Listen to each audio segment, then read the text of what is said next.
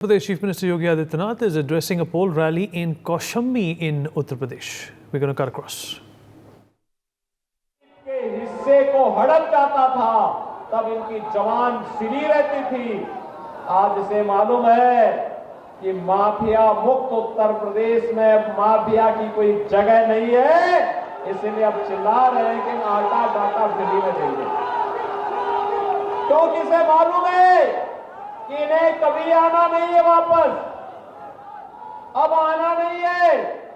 इसलिए अभी से ये लोग परेशान हैं, क्योंकि इन्हें मालूम है कि यह चुनाव जैसे ही कांग्रेस सपा का गठबंधन हारेगा, अगले चुनाव तक जनता इनका नाम भी भूल जाएगी और उसके बाद ये चुनाव लड़ने की स्थिति में नहीं रहने वाले हैं।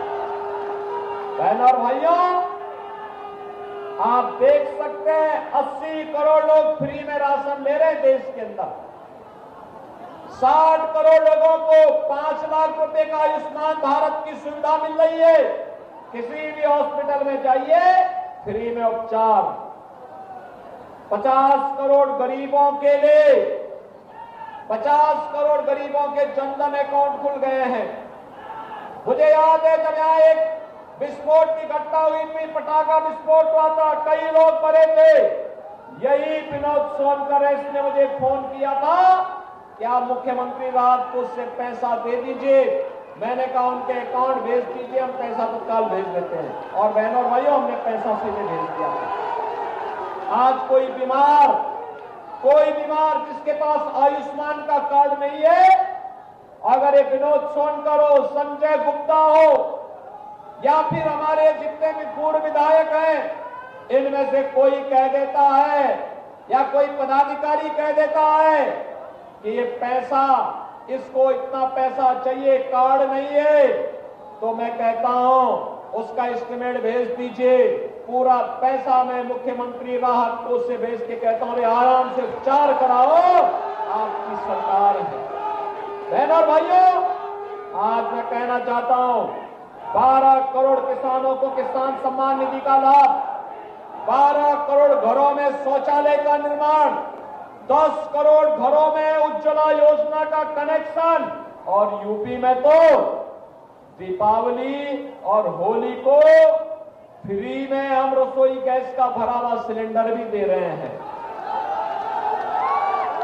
4 करोड़ गरीबों को एक मकान दे दिए।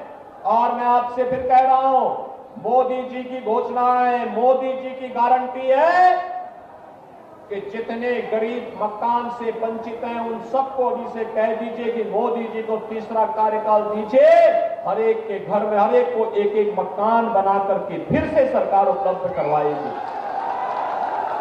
70 साल से ऊपर के हर एक बुजुर्ग को आयुष्मान का कार्ड देंगे, 5 लाख रुपए की फ्री में उपचार की सुविधा उपलब्ध करवाने का कार्य करेंगे। और भारत के अंदर बाबा साहब भीमराव अंबेडकर के संविधान को प्रभावी ढंग से लागू करते हुए एक देश में एक प्रधान एक विधान की नीति पर चलते हुए समान नागरिक कानून भी लागू करेंगे।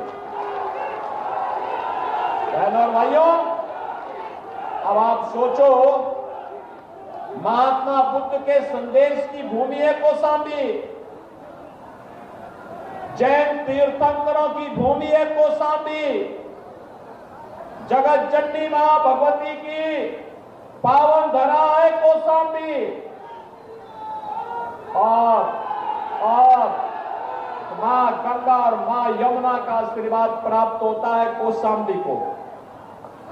बहनों और भाइयों, मैं केवल आपसे कहना चाहता हूं, आप मुझे बताओ, जब कांग्रेस और समाजवादी पार्टी की सरकारें थी तब हम नारा लगाते थे, पुलिस के डंडे खाते थे, हम कहते थे रामलला हम आएंगे, मंदिर वहीं बनाएंगे, बोलते थे ना। क्या नारा लगता था? रामलला हम आएंगे, रामलला हम आएंगे। और तब सपा और कांग्रेस के लोग झूठे मुकदमे दायर करते थे ना। देखो, ये जो समाजवादी पार्टी है ना, ये समाजवादी पार्टी है ना, समाजवादी पार्टी का मतलब जो संस्कार से जिसका कोई संबंध न हो, अपने से बड़े छोटे का लिहाज नहीं करते लोग, अपने से बड़ों को जबरदस्ती धक्का देके बाहर कर देते हैं। और यही नहीं, ये लोग ठीक उल्टा आचरण करते हैं। जैसे राम भक्तों पर गोली चलाते थे और देशद्रोहियों पर दायर मुकदमों को वापस लेने का काम करते थे। For more such videos, subscribe to the NewsX YouTube channel, hit the bell icon.